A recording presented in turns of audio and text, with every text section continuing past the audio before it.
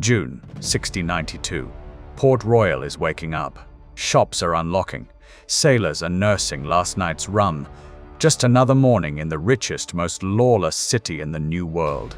Nobody knows it yet, but in under 60 seconds, almost none of this will exist. The ground is about to open like a mouth. The sea is about to rise like a fist. And a city built on gold, sin, and stolen treasure is about to be swallowed whole. They called it the wickedest city on earth. Preachers feared it, sailors whispered about it, and pirates called it something else entirely.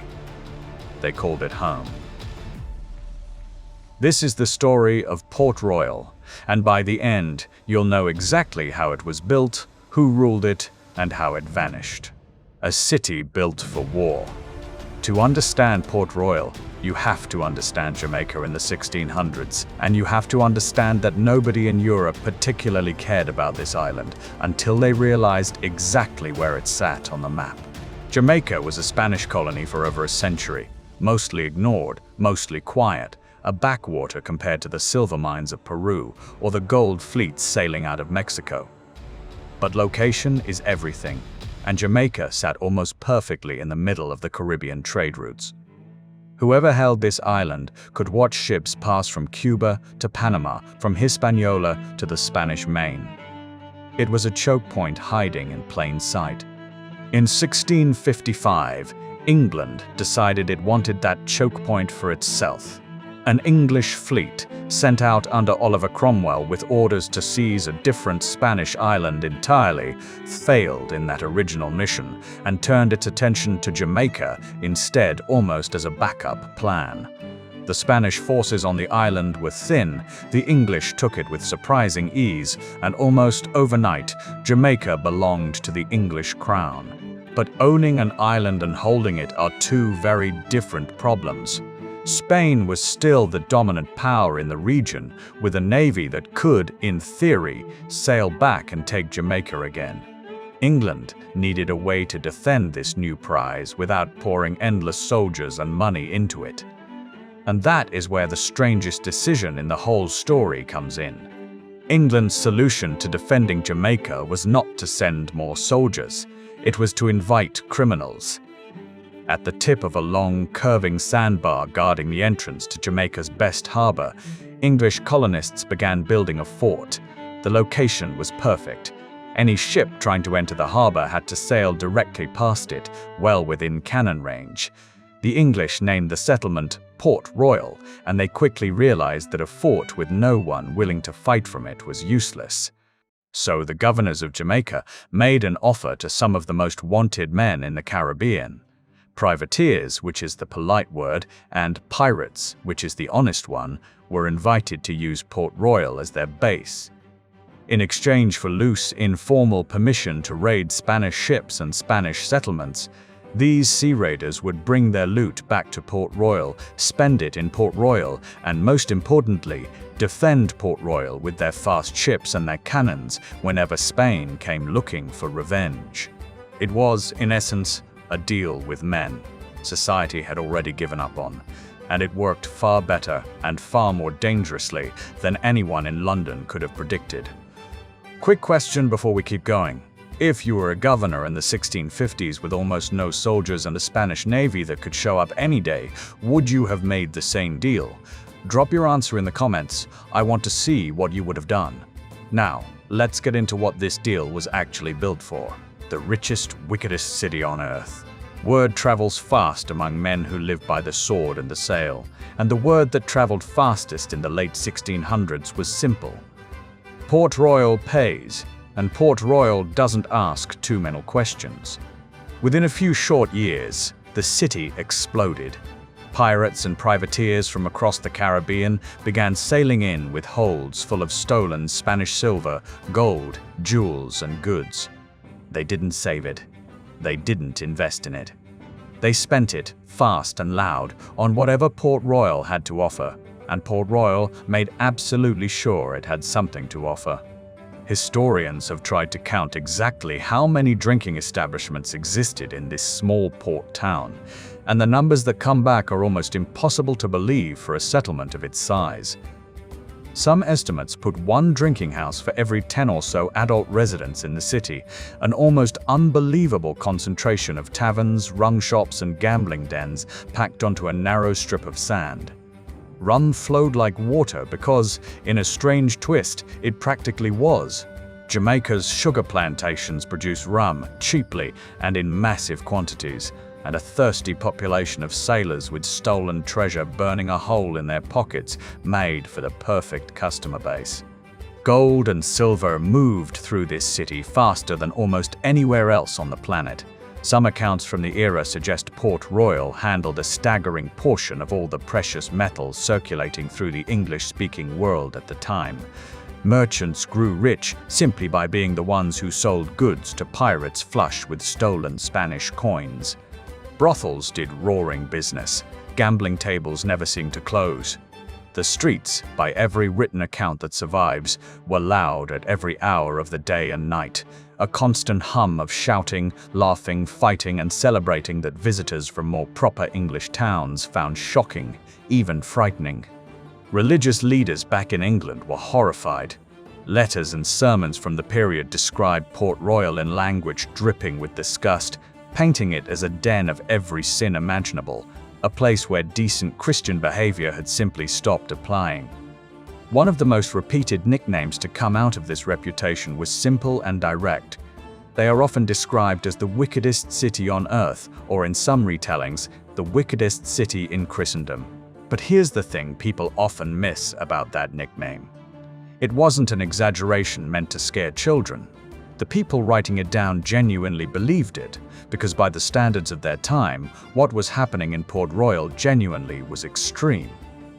This wasn't simply a rowdy port town with a few too many bars. It was a place where the normal rules of polite society had been almost entirely suspended in favor of fast money and fast living, where today's wanted criminal might be tomorrow's local hero simply because of how much treasure he brought back with him. And that brings us to the man most associated with this city's golden age of wickedness, the privateer who became, for a time, both Port Royal's most dangerous resident and its most powerful official. Henry Morgan, the pirate who became the law. If Port Royal had a face, it belonged to Henry Morgan. Morgan arrived in the Caribbean as a young man with ambition and very few scruples about how he achieved it. He rose through the ranks of privateering by being aggressive, clever, and willing to take risks other captains wouldn't touch.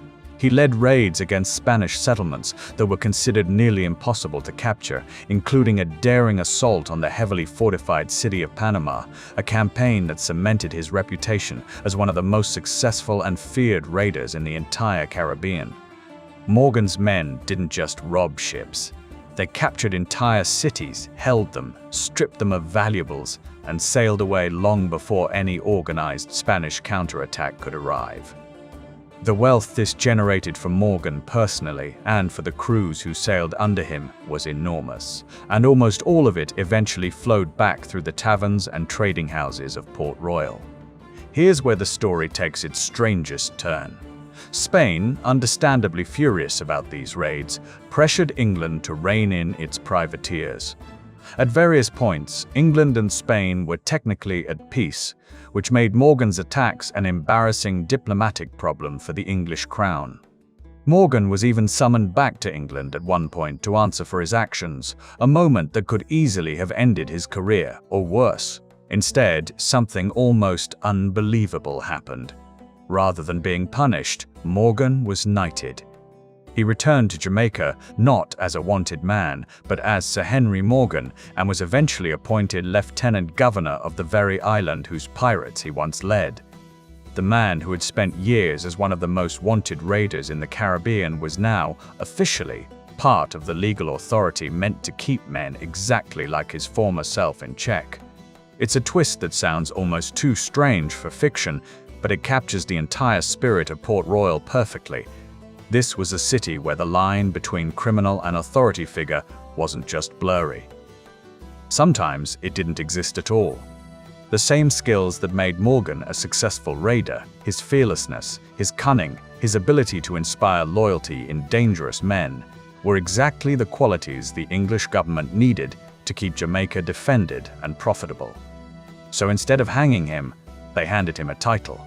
Morgan settled into his new role with the same intensity he brought to raiding, by some accounts becoming notably strict about clamping down on the very kind of piracy that had built his own fortune, perhaps because he understood better than anyone how disruptive an unchecked pirate population could become to a colony trying to look respectable to the rest of the world. But strict laws or not, Port Royal's reputation as a haven for dangerous men never really faded during this era. The city had grown too wealthy, too fast, on the back of stolen treasure, and that kind of money attracts more of the same kind of people no matter who's nominally in charge.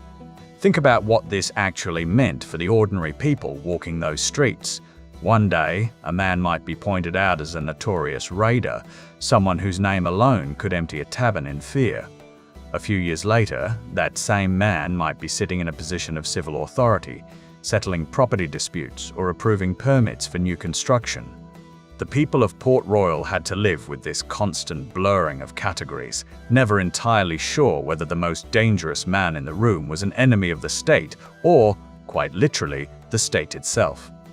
It bred a strange kind of social flexibility in the city, an unspoken understanding that reputation could shift overnight depending on which way the political winds in London happened to be blowing that particular season. This arrangement also meant that Port Royal's elite were never quite as separate from its criminal underworld as polite society liked to pretend. Wealthy merchants who supplied ships, sold rum, and financed voyages were often financially entangled with the very raiders whose activities horrified clergymen back home. Everyone in the city's upper circles understood, even if they never said it aloud, that the gold paying for their fine houses and imported furniture had very recently belonged to someone else, usually a Spanish colonist who had no say in the matter whatsoever. Life in the wickedest city. So what was it actually like to walk through Port Royal during its peak years? Picture narrow streets crammed with brick buildings, many of them 3 and 4 stories tall. An unusually dense and ambitious style of construction for a colonial outpost of this size in the Caribbean. The wealth flowing through the city meant builders had the money to construct genuinely impressive structures, and for a time, Port Royal looked less like a rough frontier town and more like a miniature European city that had been picked up and dropped onto a tropical sandbar. The harbor itself was a real treasure. It was one of the best natural harbors in the entire Caribbean, deep enough and sheltered enough to hold enormous numbers of ships at anchor at the same time. On a busy day, the harbor might be crowded with merchant vessels, naval ships, and the fast, low-built ships favored by privateers and raiders, all packed together in a forest of masts. Walking down the main streets, a visitor would have heard a chaotic mix of languages: English, Spanish, French, Dutch, and various African languages, since Port Royal's population included enslaved people, free black sailors and tradesmen, European settlers, and sailors who had drifted in from ports all over the Atlantic world. This was, in its own grim way, one of the most genuinely international cities of its era, though one built on a foundation that included the brutal machinery of slavery alongside its pirate gold and rum-soaked nightlife. The wealth gap inside the city was staggering. A successful raiding captain might walk through the streets dressed in fine imported cloth, weighed down with gold rings and jewelry purchased with stolen Spanish coin, while just a few streets away, sailors who'd spent everything in a single drunken night might be sleeping in alleyways, completely broke again within days of returning from a successful voyage. Money in Port Royal didn't tend to last. It moved through the city like a fever, burning bright and fast and then gone. Crime, unsurprisingly, was a constant presence. Theft, brawls, and violence were part of daily life in a city packed with armed, restless men who had spent months at sea and were determined to enjoy themselves on land as intensely as possible. Local authorities tried, with mixed success, to keep some order, but Port Royal was never going to be mistaken for a quiet, law-abiding town. Its entire economy depended on welcoming exactly the kind of people who made quiet, law-abiding towns nervous. And yet, for all its chaos, Port Royal was genuinely important. It wasn't just a den of troublemakers. It was, for a stretch of years, one of the most economically significant cities in the entire English colonial world, a major hub for trade in sugar, in goods shipped from Europe, and yes, in the stolen riches that privateers brought home.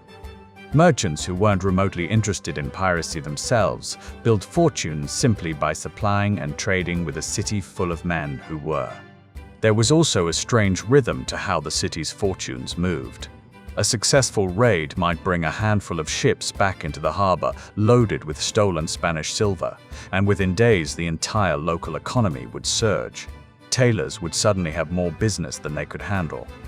Tavern owners would order extra barrels of rum, anticipating weeks of steady custom.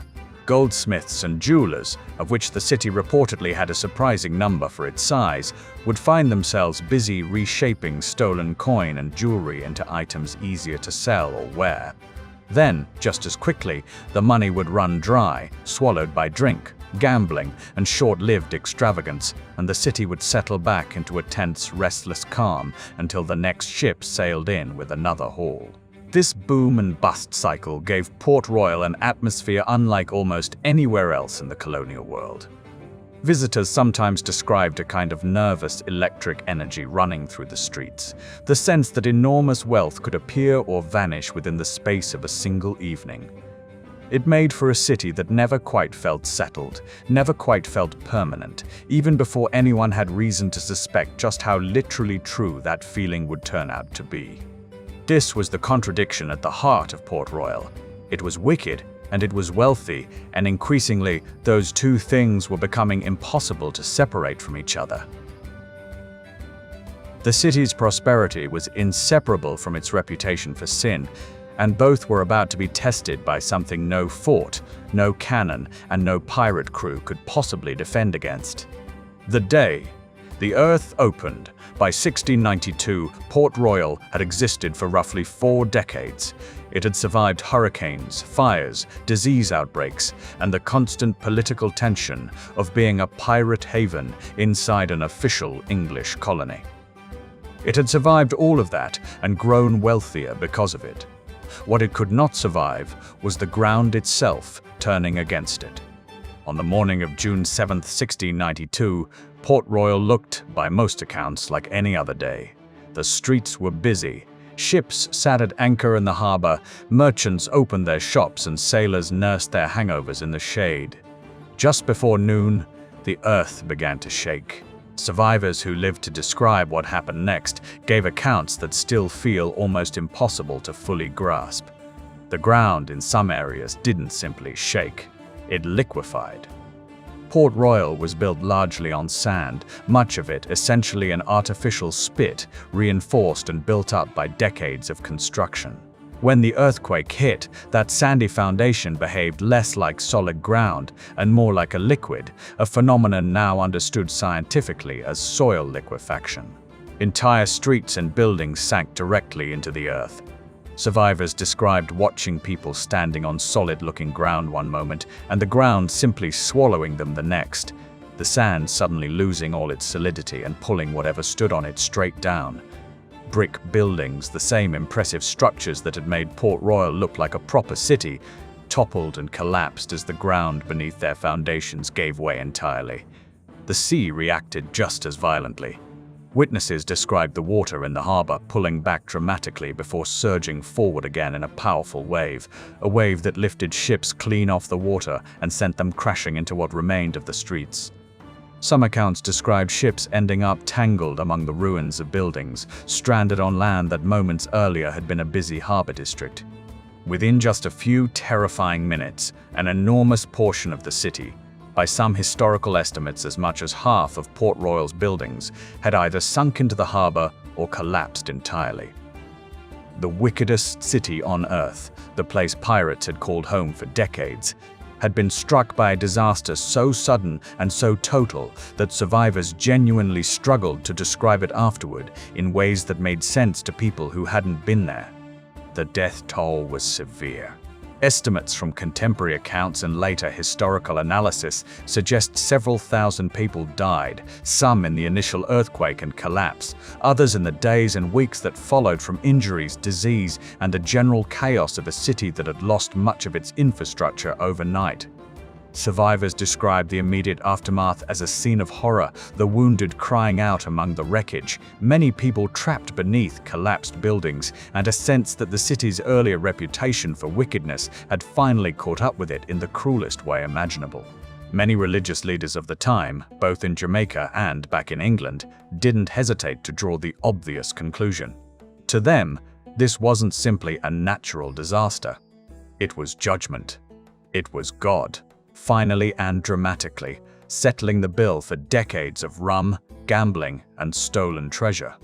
Sermons written in the aftermath leaned heavily into this idea, painting the earthquake as divine punishment, finally arriving for a city that had spent generations openly celebrating its own sinfulness.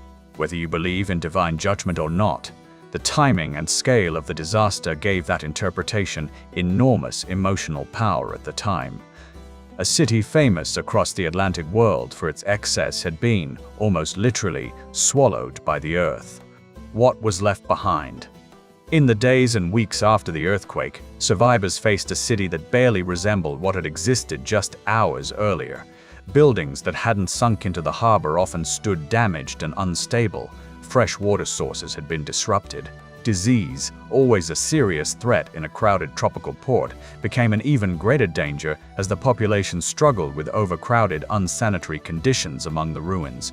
Many of the wealthy merchants and officials who survived eventually relocated across the harbor to what would become Kingston, beginning a slow shift in regional importance away from Port Royal and toward the city that exists as Jamaica's capital today. Port Royal didn't vanish completely. People continued to live there, and the settlement was partially rebuilt in the years that followed. But it never again reached the wild, chaotic heights of wealth and reputation it had enjoyed in its pirate-fueled golden age. The city that rose back up was smaller, quieter, and far less central to Caribbean trade than the version that had been swallowed by the sea. Beneath the harbor waters, something remarkable remained. Because so much of the original city sank relatively intact rather than being destroyed piece by piece, the submerged ruins of Port Royal became, over the following centuries, an extraordinary archaeological time capsule. Underwater excavations conducted in the 20th century recovered building foundations, household items, personal belongings, and all sorts of everyday objects that had simply been frozen in place the moment the earthquake struck, undisturbed by the normal decay and demolition that destroys most historical sites over time. Archaeologists working on these underwater ruins have been able to piece together remarkably detailed pictures of daily life in Port Royal, precisely because the disaster that destroyed the city also, in a strange way, preserved it. Items recovered from the sunken streets and buildings have given historians insight into the kinds of goods, trade items, and personal possessions that filled this city during its peak years, offering a window into Port Royal that wouldn't exist if the city had simply faded away gradually, like so many other historical ports. There's something genuinely haunting about that fact. The same earthquake that claimed thousands of lives and ended Port Royal's golden age also accidentally created one of the best-preserved windows into 17th century Caribbean life that historians have ever found. Wickedness and tragedy, once again, tangled together in this city's story right up to its final chapter. The legacy of the wickedest city. So why does Port Royal still capture imaginations centuries later? Part of it is simply the scale of contrast packed into its short, intense history. A tiny fort built almost as an afterthought became one of the wealthiest cities in the English colonial world within just a few decades. A haven deliberately built for pirates and raiders became briefly governed by one of the most famous privateers in history.